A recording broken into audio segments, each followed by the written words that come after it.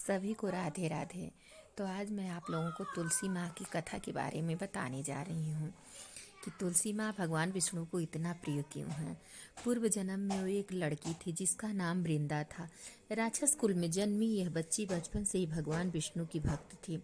जब वह बड़ी हुई तो उनका विवाह राक्षस कुल में ही दानव राज जलंधर से संपन्न हुआ।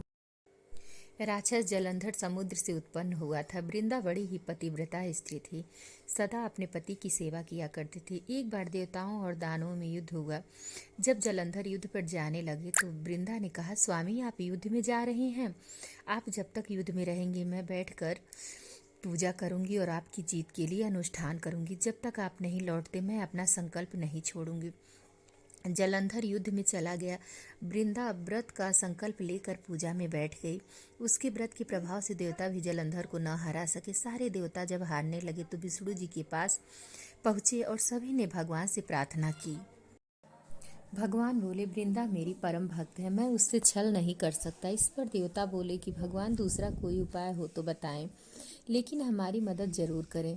इस पर भगवान विष्णु ने जलंधर का रूप धरा और वृंदा के महल में पहुंच गए। वृंदा ने जैसे ही अपने पति को देखा तो तुरंत पूजा में से उठ गई और उनके चरण को छू लिया। इधर वृंदा का संकल्प टूटा, उधर युद्ध में देवताओं ने जलंधर को मार दिया और उसका सिर काट कर अलग कर दिया।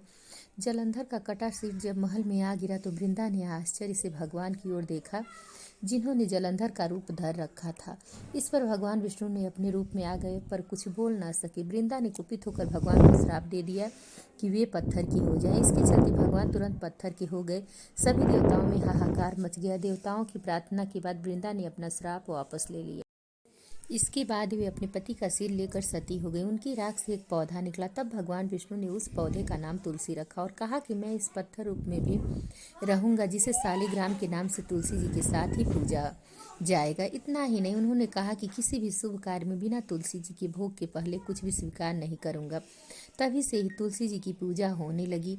कार्तिक मास में तुलसी जी का विवाह शालिग्राम के साथ किया जाता है। साथ ही देव उठनी एकादशी के दिन इसे तुलसी विवाह के रूप में मनाया जाता है। तो प्रेम से बोलिए आप लोग जय तुलसी मैया की। और अगर कहानी अच्छी लगी हो तो प्लीज़ कमेंट करके ज़रूर बताइएगा।